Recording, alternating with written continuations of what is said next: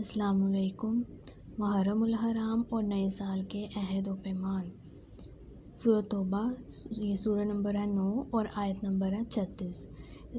اس کا ترجمہ ہے کہ بے شک مہینوں کی تعداد اللہ تعالیٰ کے نزدیک 12 ماہ ہے کتاب الہی میں، یعنی کتاب الہی میں جو مہینوں کی تعداد ہے وہ 12 ہے۔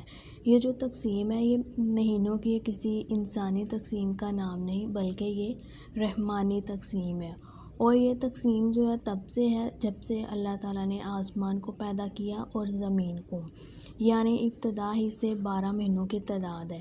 ان میں سے 4 حرمت والے مہینے ہیں، ذوالقعدہ، ذی الحج، رجب اور محرم۔ یہ چاروں مہینے عزت والے مہینے ہیں، اور زمانہ جاہلیت میں بھی اہل عرب ان مہینوں کا بڑا احترام کرتے تھے، ایون کہ باپ کا قاتل بھی آ جاتا تو اس کو بھی کچھ نہیں کہتے تھے۔ بعد اسلام بھی ان مہینوں کی حرمت کا خیال رکھا گیا، جیسے کہ ابھی محرم الحرام ہے، اس کے نام سے ہی واضح ہو رہا ہے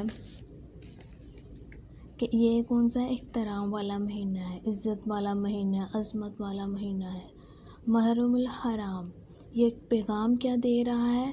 یہ پیغام دے رہا ہے کہ سال کا آغاز ہے، لوگوں احترام لے کے آؤ اپنے گھروں میں، اپنے معاشرے میں، اپنے ملک میں، ایون کہ پوری دنیا میں۔ اسلام تو ہے ہی امن والا، سال عزتوں والا گزر گیا اور اب نیا سال آیا ہے، نئے سال کے جذبے، نئے جوش لے کے آیا ہے۔ لوگوں اپنا محاسبہ کرو۔ صحابہ کرام اجمعین کو ایک ایک دن کا محاسبہ کرتے تھے کہ کیا کمی رہ گئی ہمارے کام میں، جو کام کل اچھا نہیں کیا وہ آج اچھا کرنا ہے، اب پچھلے سال میں جو کمی رہ گئی ہے اس کو اب پورا کرنا ہے۔ حدیث میں بھی ہے کہ آپ صلی اللہ علیہ وآلہ وسلم نے ارشاد فرمایا، برباد ہوا وہ شخص جس کا آج کل سے بہتر نہیں ہے۔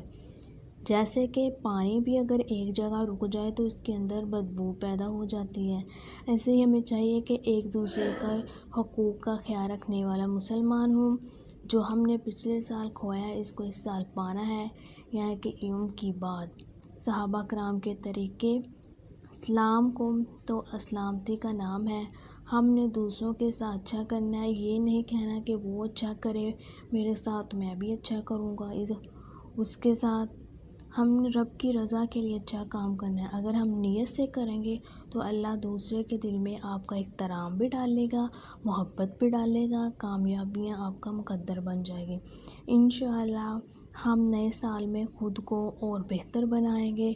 اللہ سے دعا ہے کہ اللہ ہم سب کو اس پر عمل کی بھی توفیق عطا فرمائے۔ آمین ثم آمین۔